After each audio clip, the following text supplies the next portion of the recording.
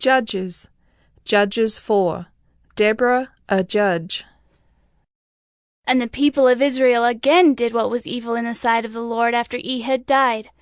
And the Lord sold them into the hand of Jabin, king of Canaan, who reigned in Hazor. The commander of his army was Sisera, who lived in Harosheth-Hagoyim.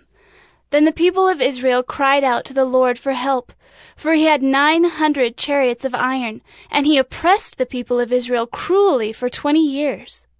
Now Deborah, a prophetess, the wife of Lapidoth, was judging Israel at that time. She used to sit under the palm of Deborah, between Ramah and Bethel, in the hill country of Ephraim, and the people of Israel came up to her for judgment. She sent and summoned Barak the son of Abinoam from Kedesh Naphtali, and said to him, Has not the Lord, the God of Israel, commanded you? Go, gather your men at Mount Tabor, taking 10,000 from the people of Naphtali and the people of Zebulun. And I will draw out Sisera, the general of Jabin's army, to meet you by the river Kishon with his chariots and his troops, and I will give him into your hand.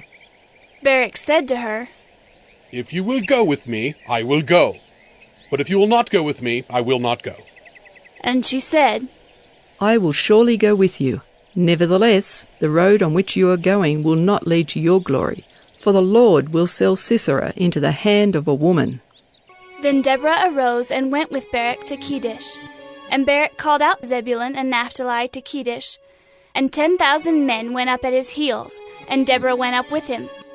Now Heber the Kenite had separated from the Kenites, the descendants of Hobab the father-in-law of Moses, and had pitched his tent as far away as the oak in Zaanannim, which is near Kedesh, when Sisera was told that Barak the son of Abinoam had gone up to Mount Tabor. Sisera called out all his chariots, 900 chariots of iron, and all the men who were with him, from Harosheth-Hagoyim to the river Kishon.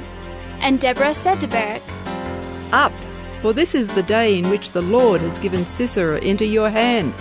Does not the Lord go out before you? So Barak went down from Mount Tabor with 10,000 men following him.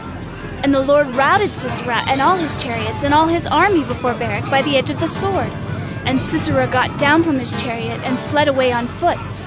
And Barak pursued the chariots and the army to Harosheth-Hagoyim. And all the army of Sisera fell by the edge of the sword. Not a man was left. But Sisera fled away on foot to the tent of Jael, the wife of Heber the Kenite. For there was peace between Jabin the king of Hazor and the house of Heber the Kenite. And Jael came out to meet Sisera and said to him, Turn aside, me lord. Turn aside to me. Do not be afraid.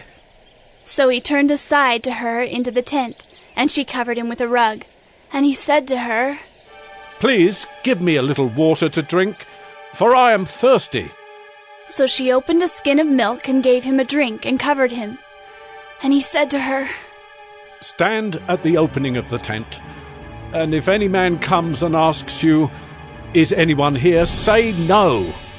But Jael, the wife of Heber, took a tent peg and took a hammer in her hand. Then she went softly to him and drove the peg into his temple until it went down into the ground while he was lying fast asleep from weariness. So he died. And behold, as Barak was pursuing Sisera, Jael went out to meet him and said to him, Come, and I will show you the man whom you are seeking. So he went into her tent, and there lay Sisera dead, with a tent peg in his temple. So on that day God subdued Jabin the king of Canaan before the people of Israel. And the hand of the people of Israel pressed harder and harder against Jabin the king of Canaan, until they destroyed Jabin king of Canaan.